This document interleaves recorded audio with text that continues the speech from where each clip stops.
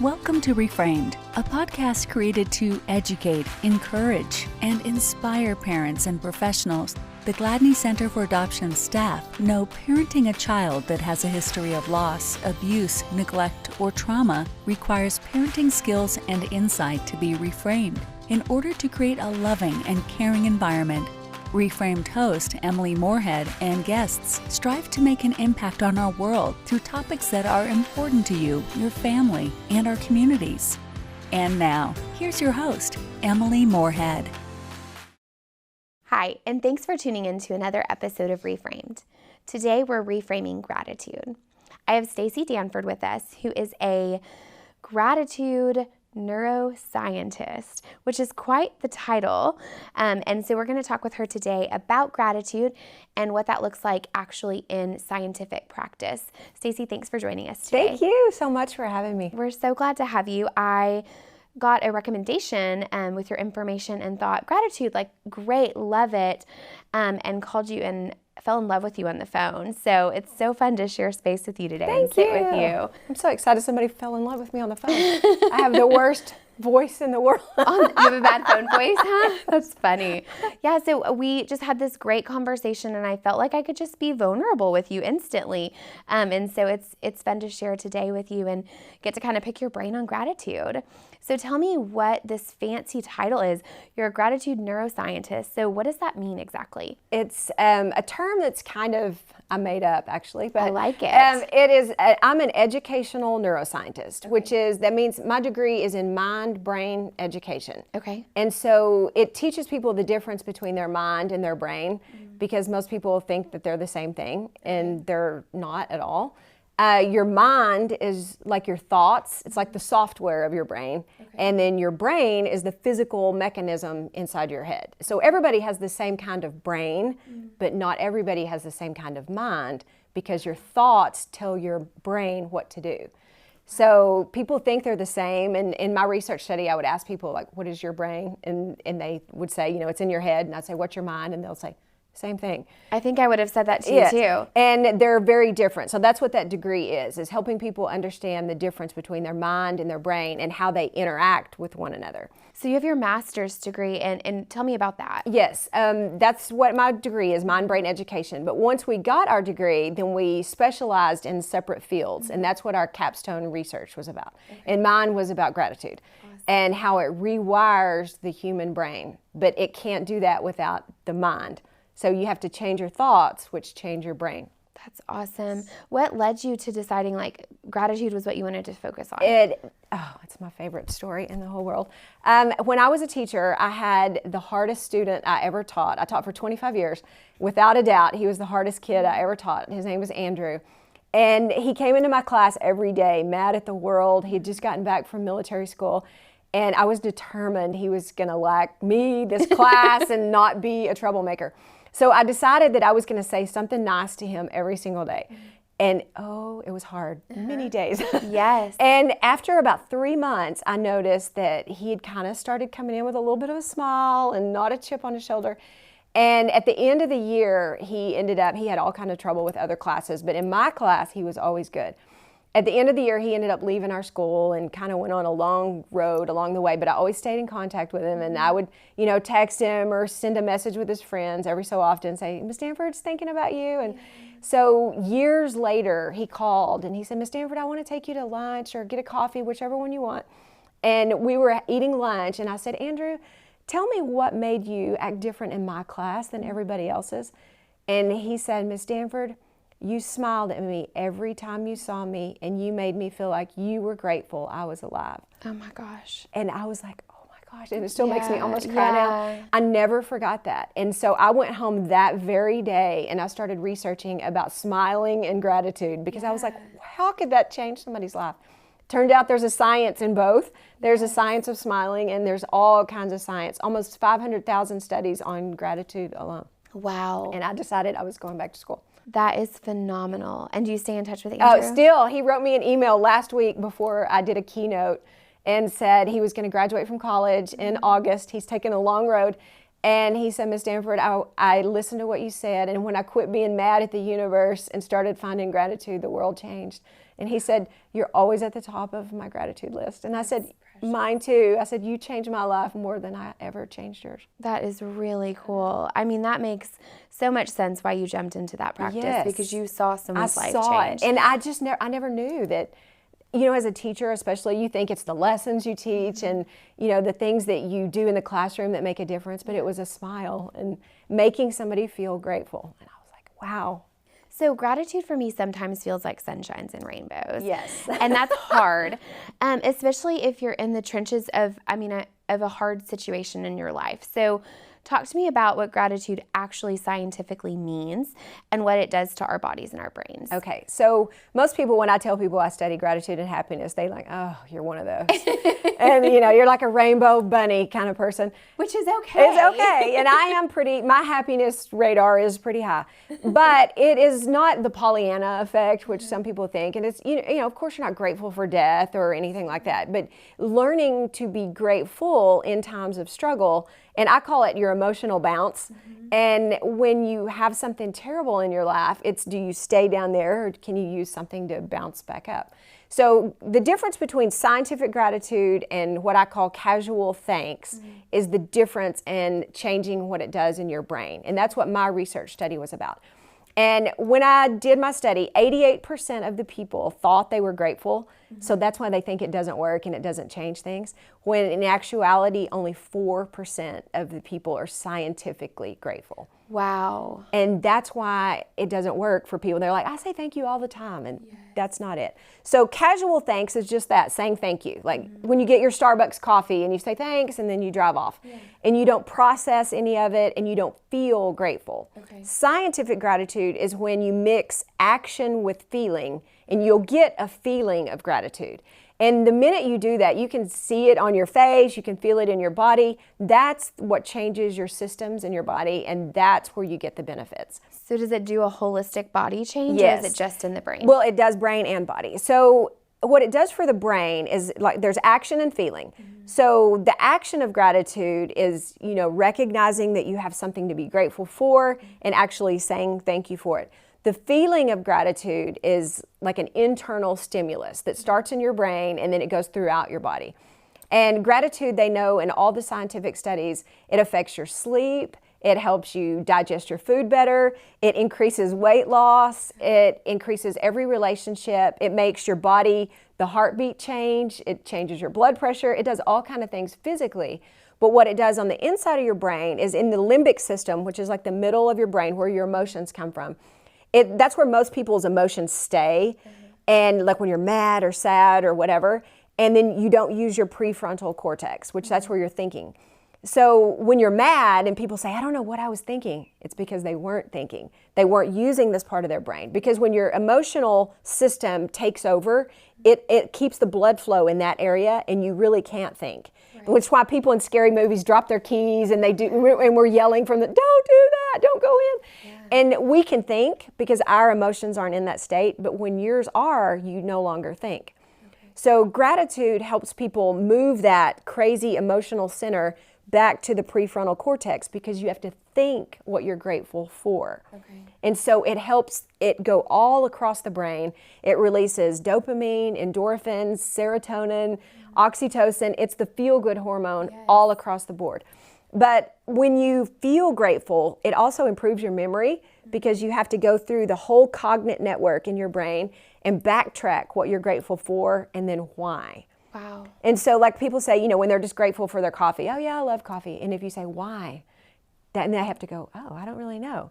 But when like I hold my coffee in the morning, I make sure I'm grateful because I love coffee. I always put my fingers through it. And I'm like, oh, I'm so grateful for this cup of coffee. It feels like sunshine going down my throat, and it makes me remember how much my granny loved me. Because I used to sit in her lap, and feel that same warmth that I feel with coffee as my granny. But when I backtrack that through my head, I changed my memory, I changed my thought processes, and I released all those endorphins, which are now tied to coffee, they're tied to my granny, they're tied to morning. So it creates habits for you. So every time I drink coffee, I think that. Every time a morning comes, I always feel my granny. Yeah. And it creates what we call habits of memory in your brain. and they're all based on gratitude. So I'm on high alert gratitude, so I have like endorphins going off all the time. And because the more grateful you become, the more gratitude you see. So can I absorb that from you sitting next to you Yes. right now? Because I feel like I am, Yes. but I also feel like I might be in the not 4% of actually practicing it physiologically. So how do you transmit that for someone, or even parents? Like, how do they teach their children that? Well, it is so important for parents to teach their kids this, because gratitude is very contagious. It's one of the highest frequency of all emotions. And on the emotional scale, there's different scales, and we emit frequencies whether we realize it or not. And so frequencies travel about 3 feet in front of you. And so that's why when people walk in a room and they'll go, they suck the air out of the room, it's because they're at a really low frequency. And people that are at a higher frequency based on gratitude, happiness, joy, they come in and they'll say, they just lit up the room. That's really true. That's because they're on a high frequency. So when you do that for your children, when they're in a low emotional state, you can pull them back up. And it also teaches them to look for things to be grateful for. Wow. And I did it in my classroom, and I know that kids are the most absorbent of gratitude because their brains haven't been trained to see all the negative yet. The younger they are, the easier it is to train them, because our brain is built on efficiency. And so if you've got 50 years of patterns of, oh my gosh, this is stressful, oh, this is terrible, something bad's about to happen, your brain always goes back to its most efficient pathway. And so that's what gratitude does, is rewire your brain. And it takes a little time. It doesn't happen like tomorrow. You don't go, okay, woo, I went to this retreat and now I'm all awesome and happy. But when you teach kids, my 11-year-old, I call him the gratitude police. And every teacher he's ever had says that he's so grateful, and he spreads it in their classroom, but that's all he's ever known, because he's known this version of me. And so he looks and he'll say, Mom, look at that deer. It looks like they're walking in ballet shoes. I'm so glad I saw that. He's just observing so Very well. observant. And that's where the mindfulness and gratitude they go hand in hand. I wondered, because they do, you hear it in the same conversation, but I wondered how they were different and similar. Well, because you can be mindful without being grateful. You can be mindful of your anger or mindful of whatever. But being truly grateful causes you to be continually mindful, to be looking for things you're grateful for. And, the sunlight. Why are you grateful for sunlight? Oh, it feels so warm and good. Why are you grateful for this morning in the shower? Most people just take a shower and get out. I always am very conscious to be grateful for indoor plumbing. And half the world doesn't have that. And I have hot water that runs down my back. And it's the little things, and it only takes about 10 to 30 seconds for your body to process it and get all the endorphins that you need all day long. Wow, that is phenomenal. It's the same equivalent as taking a Prozac if you do it all day long. But your body does it naturally, so it absorbs better in your system because it's natural for you. That's phenomenal. My dad, during a really terrible season of his life, wrote thank you notes to people that impacted him and checked on him. And I remember I was in that same hard season with him, and I just remember being like, I don't really get this gratitude business during this really hard season, but he chemically changed his body by practicing that act, and so he was able to experience that joy and that gratitude. So is that something resilient people can do, but people who struggle with resilience struggle with? What does that look like? Because in a season of turmoil or sadness or whatever, your brain is producing those chemicals. So I tell people all the time, the way you know what your brain is doing, because you can't see it, is to look at how you're feeling. So if you're feeling sad, anxious, depressed, hurt, you can be sure that your brain is producing negative chemicals, because you can't feel it without a chemical going out in the brain. So when you feel happy, joyful, excited, whatever, those are also, oh my gosh, I feel so good. Those are good chemicals. That's why you feel good. So when people write a thank you note and they pull themselves out just for a moment of that depression, it's long enough for their body to release those chemicals, which then change the way the body functions. And it takes a while, you don't jump out of it overnight. But I know when my brother died, and of course you're sad. You're not grateful for anybody's death or whatever, but it's the way that you look at it through the eyes of gratitude. And I thought, we can focus the rest of our life on the fact that he died, or we can appreciate the 32 years that he lived. And so I've made myself like little cues. Every time I see a red bird, I remind myself of my brother, and little things. I'll hear somebody laugh and I'll say, oh my gosh, that sounded just like my brother. And I'm joyful of the memories that were good instead of constantly being aware of the fact that he's gone. Yeah. And it changes the way my body thinks about my brother. So now my brain knows, oh, every time you think about your brother, it's connected to good chemicals. And so that's what releases. But if people think constantly about the hurricane that destroyed their house, or the death in their family, or the cancer, if they're constantly thinking about those things, they're constantly releasing those chemicals.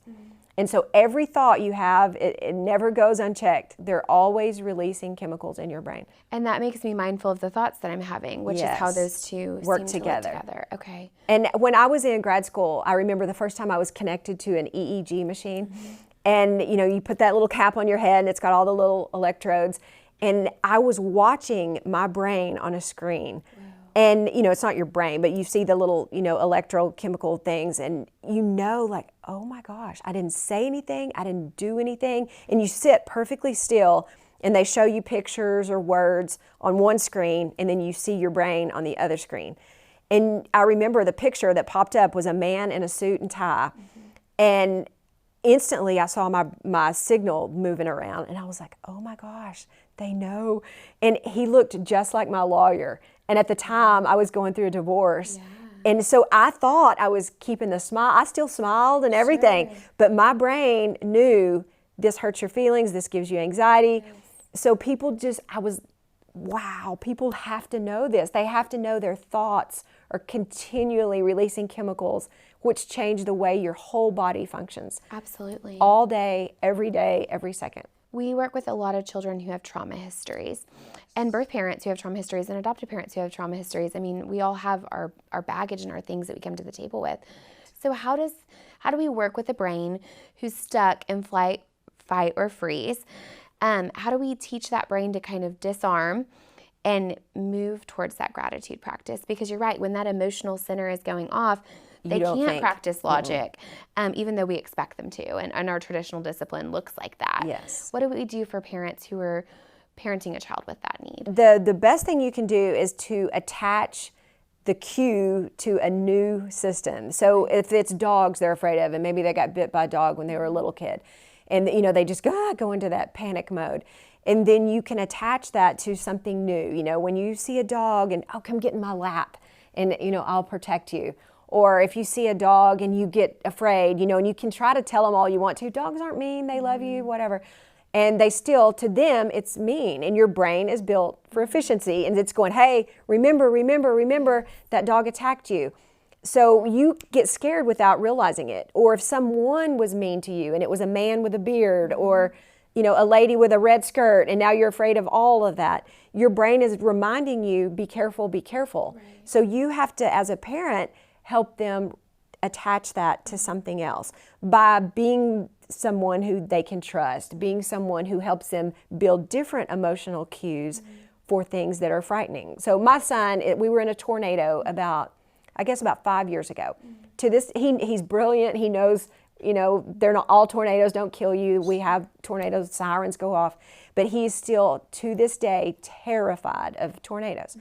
So for a while I did, son, it's okay. Like we have tornado sirens go off all the time, but it doesn't help. And as a parent, you get frustrated because you're thinking logically because that's not your trauma. Right. So your brain is going down a different path for tornado, and theirs is going down this path. Right. And it's so important for you to understand that your thoughts are only your thoughts. And they're thinking the same thing. They're thinking, why can you not see how bad this hurts me? This is what my brain does. Yeah. So I know now when the tornado sirens go off, I know Brady's going to, come running. Mom, and he wants to hide. We get in the closet all the time. So now we've made it to where, the tornado sirens are going off. Oh, let's grab our picnic, or, and we'll get the Monopoly. Yes. And so slowly over time, he's gotten where that siren is attached to something fun. And so now it's not only trauma, it's trauma and something joyful. Absolutely. And little by little over time now, he's like, Mom, I heard the tornado siren go off, but I know it's not going to be bad. But will you look on the radar, and if it's bad, will you come get me? And yes. He could communicate his needs with you. But it took about 5 years to get to this point. But the problem is when you fuss at your kids for something they're afraid of that we think is, unimportant or it's over, all we're doing is attaching more trauma to it. Sure. So then it becomes a bigger deal and a bigger deal and bigger deal. Instead of helping them ease the trauma, we're actually adding to it by helping them add logic, but it's not their logic. It's our logic. Right. And understanding that your brain works differently than everybody else's brain is like the magic pill for everything. With your spouse, with your family, with your coworkers, because you think your thinking is like everybody else's thinking, and it's just yours. Very cool. And so I think even with that parent, it takes a mindful parent who's observant of the cues that the child's putting off and that can be that safe space. Dr. Karen Purvis calls it felt safety, that we have to give our child that platform of, I'm here, I'm safe, I'm your protector. And so then even through that practice, he's been able to, he showed you with his actions, and now he's showing you with his words, like, here's what my need is. That's really neat. But it took a while. It took a while for him to even be able to say, I'm panicking. It was just, oh my gosh, it went off, and he started crying, and he was, Mom, come on. And I was like, what is wrong, son? And it took a little bit for him to go, remember when we were in that tornado? And he said, I thought you were going to die, and I didn't know what I was going to do. And so it took a while for him to process that. Well, I never thought that. I just thought, we have to get to safety. But so his brain is now always going to attach that to trauma. And most traumas in our brain are from age 7 under. So the part of the problem is we don't realize they're there because we don't really process much intelligent thinking from 7 and under. So we may be afraid of something, we don't know why. Or somebody may say something to us and it hurts our feelings every time. And then we are sad the rest of the day, and somebody will say, what's wrong? And I don't know, I'm just in a bad mood. And you don't know why. It's because there was a cue attached to something that's built in your brain as trauma. But when I was in grad school too, I did something called a trigger net. And it's Dr. Paul Ekman that studied emotional triggers and how to change your patterns. And so for a month, I wrote down every time I got upset, sad, angry, depressed, I just wrote down what was happening. Like I was stuck in traffic, or the lady at Walmart wouldn't even make eye contact with me, or, just random stuff. Then I went back and looked at it, very observantly, and like, oh my gosh, my trigger is rejection. Wow. And I realized every one of those were like, you cut me off in traffic, you didn't even see me. You didn't make eye contact with me, you don't see me. And it was all of those triggers were based on rejection. So that is my trauma as a kid. And I didn't even know it. And I just thought all of these things were making me mad when it really wasn't any of those things. It was the fact that once again, you reminded me of I'm unimportant and you don't see me. Absolutely. And so we all have those. And just understanding we have them and that's okay to have them, instead of thinking there's something wrong with you, because we've all had something happen before we were 7. We don't even, remember. And thinking, oh my gosh, I'm normal. I'm okay to be this way. I just have to fix it. So if we had a broken leg, we wouldn't go, oh, everybody breaks bones, just learn to deal with it. Walk sideways or put all your weight on the other leg. We would fix it. And that's the same thing we have to do with our brain, is understand what is wrong. Oh, there's methods to fix it. And that's what gratitude does. It's universal. You feel out of control because you're like, why am I experiencing this? And so you're saying, find it and know it, and that feels like you have empowerment through it. Because just like you said, when you lose the ability to realize what's wrong, that's when you just go with what your brain does, where your brain's like, protect me, all these people are bad, and so you get into a reaction instead of respond. And you just react instantly instead of going, oh, I could respond a different way. I'm feeling sad. Why am I sad? Oh, you didn't make eye contact with me, which makes me feel invisible and unimportant. And so now I know, oh, she probably didn't even see me, or she's busy. So now I talk to myself. And I have a little quote I say all the time: if you don't talk to your head will talk to you. That's true. So I override my head, all the time. And I talk out loud to myself when I get in a negative moment. And people don't know how important that is, because you never override a thought with a thought, because they're on the same frequency in your brain. And especially a thought you've had for 50 years that I'm not good enough, it's a big pathway. And you're trying to say, okay, today I'm going to be different. I'm going to really like myself.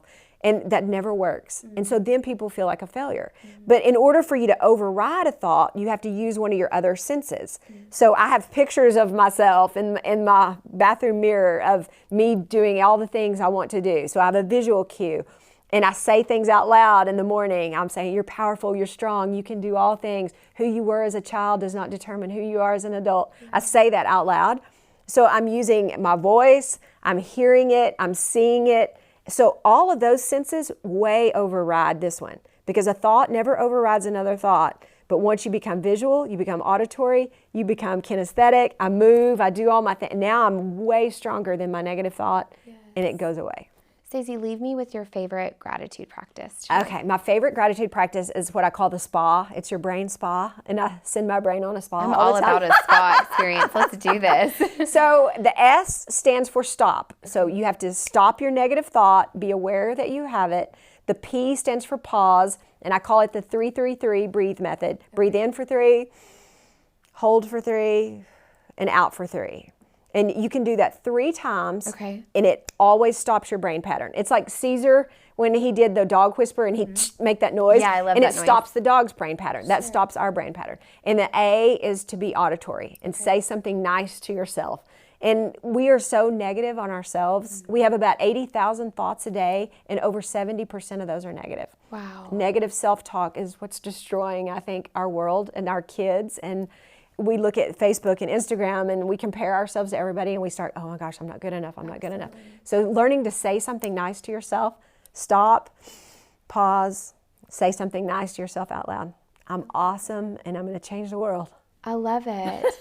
Staci, thank you so much. Oh, thank you so much for having me. I just love having you today, and we're going to have resources for our viewers in our show notes, as well as Staci's contact information. Staci, do you want to share with us how to stay in touch with you? Yes, it is The Gratitude Business, so it's www.thegratitudebusiness.com, and you can get to my Facebook and Instagram, and I do a blog every Thursday, Thankful Thursday, and it's free information on tips about how to use your brain to live a grateful life.